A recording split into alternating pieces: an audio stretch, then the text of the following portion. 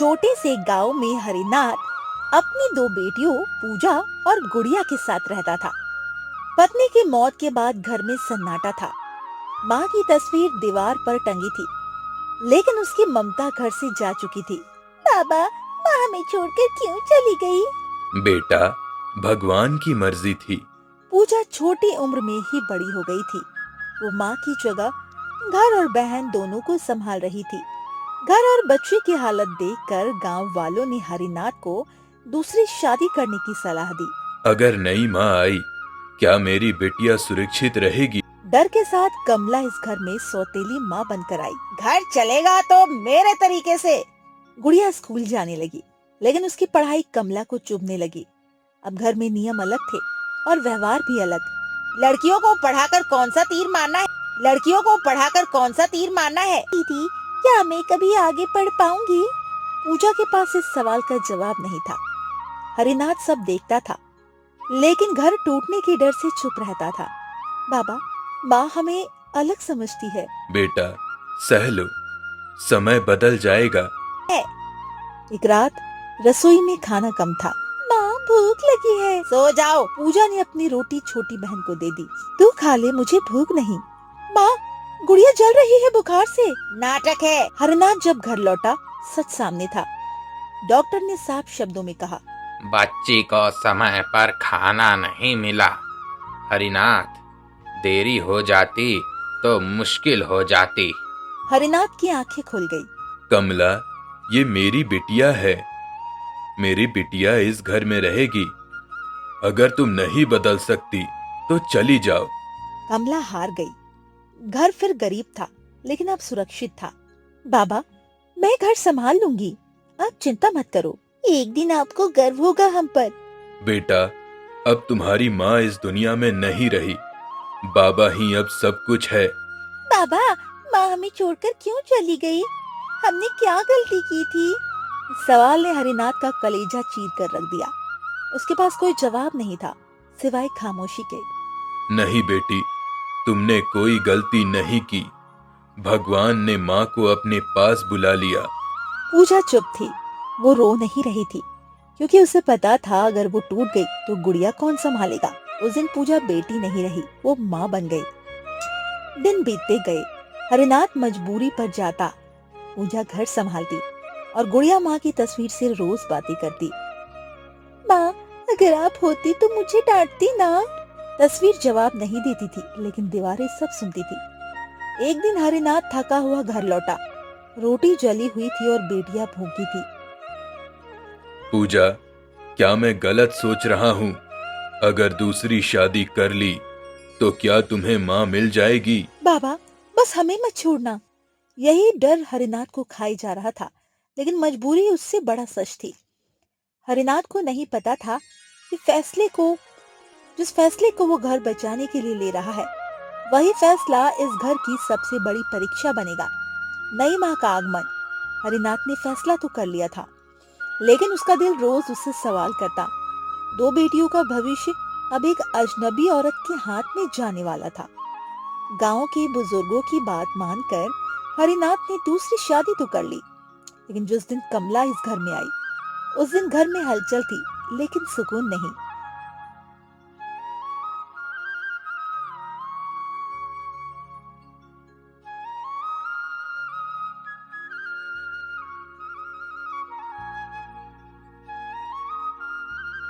घर छोटा है और जिम्मेदारियां बड़ी।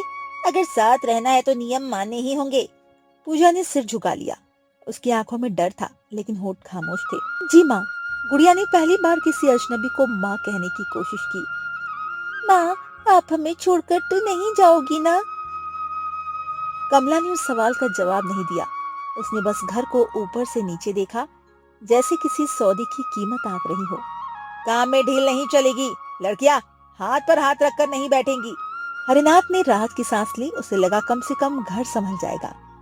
कमला, ये मेरी बिटिया है, इसका ध्यान रखना। ध्यान रखने का मतलब लाड प्यार नहीं होता, समझे तुम? शाम को चूल्हा जला। पहली बार कमला के हाथ की रोटी बनी। दीदी, आज माँ ने रोटी बनाई है। लेकिन उस रोटी में ममता नहीं थी, सिर्फ जिम्मेदारी थी।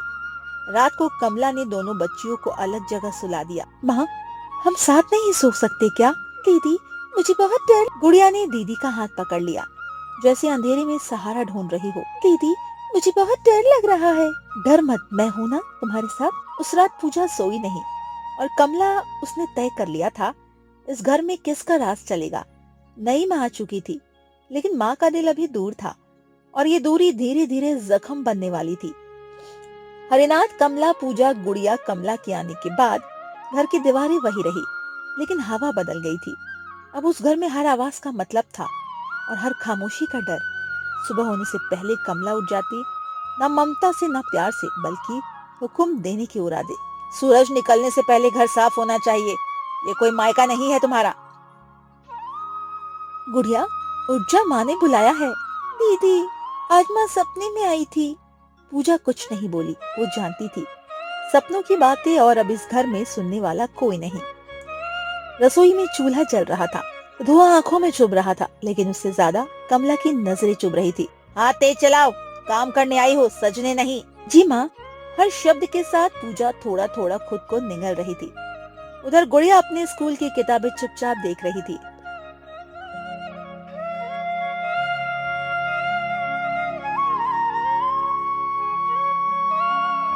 बहुत समय पहले पहाड़ों और नदियों से घिरे एक छोटे से गांव में दो भाई रहते थे, विनय और मधुकर।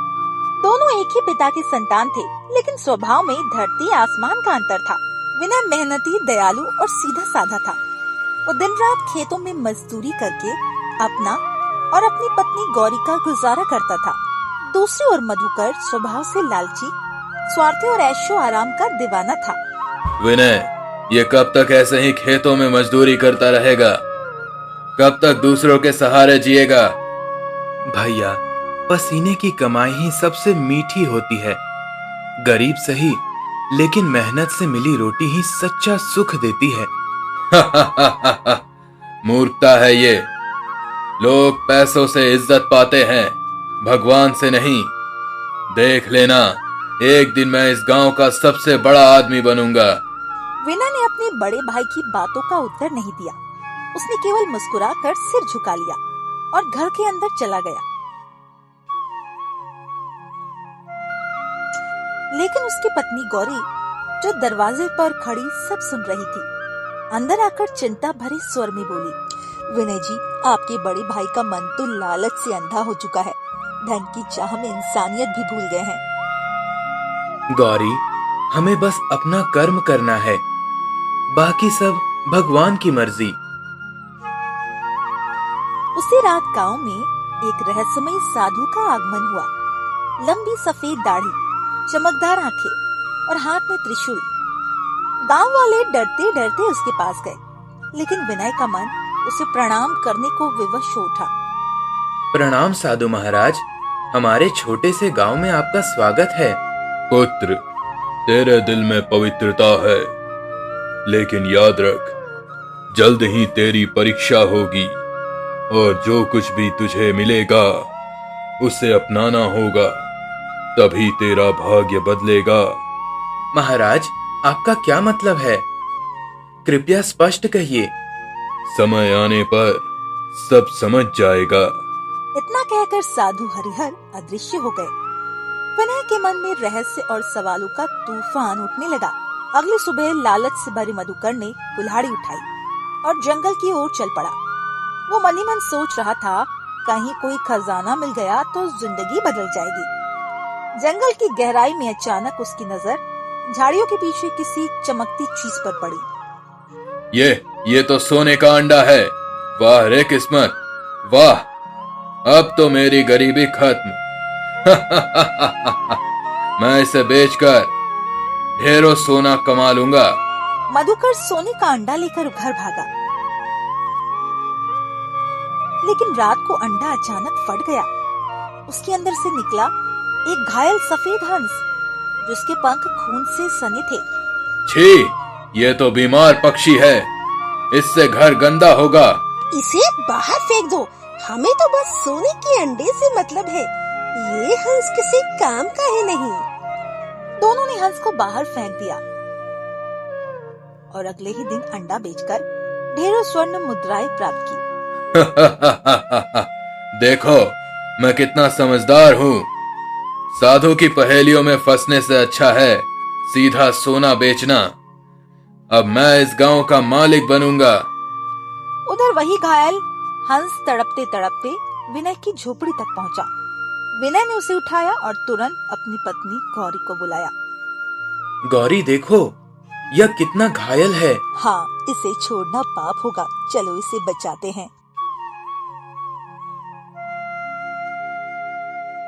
धीरे धीरे हंस की हालत सुधरने लगी, लेकिन एक रात जब पूरा गांव सो रहा था, हंस ने अचानक अपनी आंखें खोली। वो विनय को देखने लगा और फिर इंसानी आवाज में बोला, विनय, तुमने मेरी जान बचाई है। मैं साधारण पक्षी नहीं हूँ। समय आने पर सब रहस्य खुल जाएगा। विनय ये सुनकर स्तब्ध रह गया। उसने अपने कानों पर हाथ रखा, मानो उसे विश्वास ही नहीं हो रहा हो कि एक हंस बोल रहा है। विनय उस रात जागता रहा। घायल हंस की इंसानी आवाज उसके कानों में गूंज रही थी। सुबह होते ही उसने अपनी पत्नी गौरी को सब बताया। गौरी, कल रात हंस ने मुझसे बात की। उसने कहा कि वह साधारण पक्षी नहीं है। क्या हंस ने बात की? ये तो कोई अद्भुत रहस्य है। शायद वही साधु महाराज की बात का अर्थ हो। दिन बीते, विनय और गौरी ने हंस की सेवा में कोई कमी नहीं छोड़ी। धीरे धीरे हंस पहले से ज्यादा सुंदर और चमकदार हो गया। उसके पंख चांदी जैसे दमकते और आंखों में एक दिव्य चमक झलकने लगी। एक रात पूरा घर दीपक की लौ में चमक रहा था। तभी हंस फिर बोला, विनय, तुम्हारी दया और सेवा से मैं स्वस्थ हो गया हूँ, लेकिन अब समय आ गया है कि मैं अपना असली रूप बताऊं। असली रूप? तुम कौन हो? ये सुनकर विनय और गौरी दंग रह गए। हंस ने आगे बताया, मैं कोई साधारण हंस नहीं, बल्कि राजकुमारी चंद्रिका हूँ। एक श्राप के कारण मुझे ये रूप मिला है। एक दुष्ट तांत्रिक ने मुझे श्राप दिया था, जब तक कोई सच्चे दिल से मेरी सेवा नहीं करेगा, मैं हंस के रूप में भटकती रहूंगी। तुम्हारी दया ने वो श्राप तोड़ दिया, लेकिन अब भी खतरा टला नहीं। वो तांत्रिक मुझे ढूंढ रहा है। राजकुमारी, आप चिंता मत कीजिए। जब तक हम हैं, आपको कोई नुकसान नहीं पहुंचा सकता। हाँ, हमने आपको अपनाया है। अब चाहे जो हो जाए, हम आपका साथ देंगे। उधर मधुकर अब और लालची हो चुका था। सोने का अंडा बेचकर मिले धन से उसने नया घर बनाया, नौकर रखे और शराब व जुए में धन उड़ाने लगा। गांव वाले पहले तो उसकी दौलत देखकर चौंके, लेकिन जल्दी लोग उसके अहंकार और अत्याचार से तंग आने लगे। मधुकर, तू गांव के गरीबों पर क्यों जुल्म कर रहा है? तू पहले जैसा सीधा साधा नहीं रहा। चुप रहो। अब मैं इस गांव का सबसे अमीर आदमी हूँ। तुम्हें आदेश मानना होगा, वरना गांव से निकाल दूंगा। धन का नशा मधुकर की आंखों पर पर्दा डाल चुका था। एक दिन साधु हरिहर फिर से गांव में प्रकट हुए। उन्होंने सबसे पहले विनय के घर का रुख किया। वहाँ उन्होंने देखा हंस अब धीरे धीरे इंसानी रूप में बदल रहा है। पुत्र विनय, तूने अपनी परीक्षा उत्तीर्ण कर ली। दया और सेवा ही सच्चा धर्म है। महाराज, यह सब भगवान की कृपा है। पर याद रख, असली युद्ध अभी बाकी है। लालच और अहंकार एक दिन तेरे दरवाजे तक आएंगे। इधर मधुकर को खबर मिली कि विनय के घर कोई चमत्कारी हंस है। उसके मन में लालच और ईर्ष्या की आग भड़क उठी। तो असली दौलत विनय के पास है। मुझे धोखा दिया गया। अब चाहे कुछ भी हो जाए, वह हंस मेरा होना चाहिए। रात गहरी होते ही मधुकर चोरी छिपे विनय की झोपड़ी की ओर बढ़ा। विनय और गौरी गहरी नींद में थे। राजकुमारी चंद्रिका एक कोने में विश्राम कर रही थी। अचानक दरवाजा चरमराया और मधुकर अंदर घुस गया। अब तू मेरा है हंस। तेरे पंख काटकर मैं तुझे बेच दूंगा और भी अमीर बन जाऊंगा। लेकिन तभी हंस ने तेज आवाज में पुकारा, विनय बचाओ। विनय जाग गया। वो तुरंत दरवाजे पर खड़ा हो गया और अपने भाई को पकड़ लिया। भैया, ये पाप है। चुप, तू हमेशा मुझे रोकता है। अब मैं तेरी एक नहीं सुनूंगा। भैया, आप पागल हो गए हैं। यह कोई साधारण पक्षी नहीं है। इसके पीछे कोई गहरा रहस्य है। चुप रह। मैं जानता हूँ यह हंस चमत्कारी है, इसके पंख काट कर बेच दूंगा तो मेरे पास असीम दौलत होगी। विनय ने पूरी ताकत से मधुकर को पीछे धकेला। उसी पल दरवाजा जोर से खुला और भीतर साधु हरिहर प्रकट हुए। उनकी आंखों से ज्वाला सी निकल रही थी। मधुकर, तूने पाप की सारी सीमाएं तोड़ दी है। लालच ने तुझे अंधा कर दिया है। यदि आज भी ना रुका तो तेरे जीवन में केवल अंधकार बचेगा। मुझे तुम्हारी भविष्यवाणियों से डर नहीं लगता। साधु, मुझे बस धन चाहिए, चाहे जैसा भी मिले। साधु हरिहर और मंत्रोच्चार करने लगे। झोपड़ी के भीतर तेज हवा चलने लगी। दीपक बुझ गया और हंस का शरीर चमकने लगा। साधु महाराज, अब समय आ गया है, इन्हें मेरा सच बता दीजिए। अगले ही पल हंस धीरे धीरे बदलने लगा। सुनहरी रोशनी में उसका रूप बदलकर एक अत्यंत सुंदर राजकुमारी के रूप में प्रकट हुआ। वही थी राजकुमारी चंद्रिका। हे भगवान, ये सचमुच राजकुमारी है। राजकुमारी चंद्रिका, आपने कितनी पीड़ा सही होगी। हाँ विनय, ये मेरा श्राप था। एक दुष्ट तांत्रिक ने मुझे हंस बना दिया था। तुम्हारी दया और सेवा ने उस श्राप को तोड़ दिया है। ये सुनकर मधुकर और ज्यादा लालच से भर गया। उसने सोचा, अगर ये सचमुच राजकुमारी है तो वो उससे शादी करके राज्य का राजा बन सकता है। राजकुमारी जी, आप मुझसे विवाह कर लीजिए। मैं आपको महलों में रखूंगा, सोने चांदी से सजा दूंगा। तुम्हारी आंखों में केवल लालच है। जिस इंसान ने मुझे मरने के लिए छोड़ दिया था, उससे मैं कभी रिश्ता नहीं जोड़ सकती। इतना सुनते ही मधुकर का चेहरा गुस्से से लाल हो गया। वो चिल्लाकर बोला, तो फिर तेरा अंत कर दूंगा। ना रहेगा श्राप, ना रहेगी राजकुमारी। साधु हरिहर ने त्रिशूल से भूमि पर प्रहार किया। धरती कांपी और झोपड़ी के भीतर आग की एक रेखा खींच गई, जिसने मधुकर को अलग कर दिया। अब बहुत हुआ मधुकर, तू अपने कर्मों का फल